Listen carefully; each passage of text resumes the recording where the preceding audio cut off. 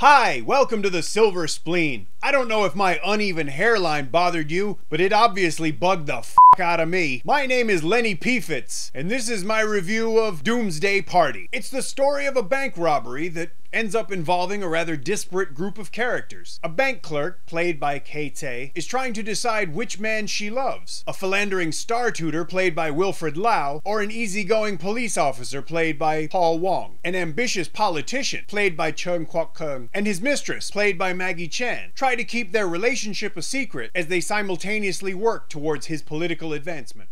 An emotionally challenged dropout, played by Kelvin Kwan, saves a young woman who's being attacked by a gang of vicious lesbians. She's played by Malaysian model Fish Liu. In movies, you get to save a pretty young girl who is, of course, demonstrably grateful. If this was real life, she wouldn't look or act like that. She'd probably have one leg and 3 kids. Teddy Robin plays a retired schoolteacher, haunted by the ghosts of his past, both professional and financial. Doomsday Party is an extremely local and topical film. It touches on a lot of the hot-button issues: parallel trading, also known as smuggling, the 2008 financial crisis and the havoc that it wrought on many people's lives, politicians with the trustworthiness of a rented snake, social alienation, new immigrants, housing, and others. These strands, as well as the more individual stories of the characters, are woven together to make up the story. I don't really want to say too much about the plot because I'd prefer that you watched the movie yourself and found out that way. Doomsday Party is admittedly imperfect. Some of the scenes and the acting and the plot twists are not carried off as well as I might have hoped for. And the epilogue, a music video that seems very much at odds with the tone of the film, was something I would have appreciated not seeing. But for a first film, it's still very, very impressive.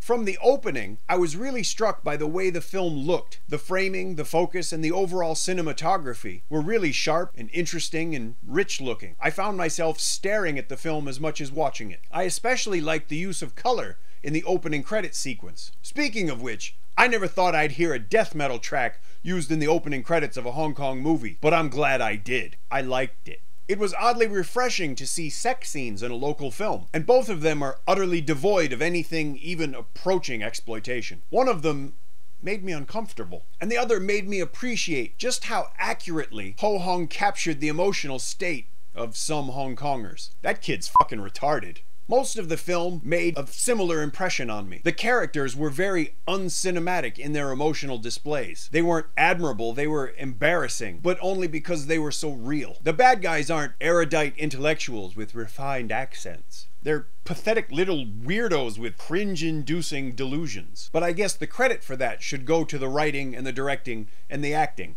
I didn't like those people, but they were well done. I saw the film in Kowloon Bay, and while usually the rather vocal tendencies of local audiences sometimes make me pretty angry, this film was actually, I felt, made better by the Greek chorus around me. The people laughed derisively at things like a radio announcer talking about the new chief executive's policies about poverty and housing. They just laughed that off like the bullshit that it is. By the same token, they seemed to have enjoyed the film and spoke well of it afterwards. I feel the same way, and I would strongly encourage people to watch this movie in the cinema. It's definitely a cinema experience worth having. I really enjoyed this film, partially because it's so different than what we're used to. It's one of those rare movies that manages to succeed at being different, but still very, very entertaining. I think this movie deserves all the support we can give it, and hopefully that way we'll see more movies like it. Now, if you're not in Hong Kong, and if you can't watch it in a cinema, you know what I want you to do.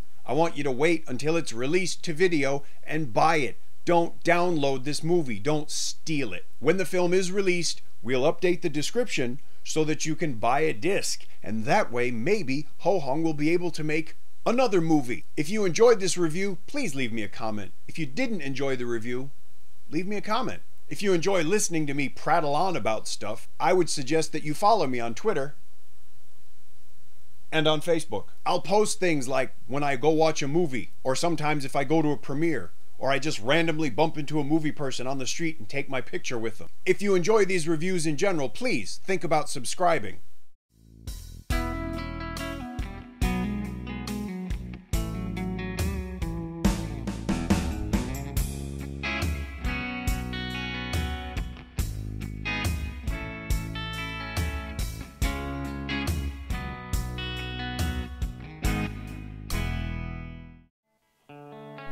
Where are you from, Willard?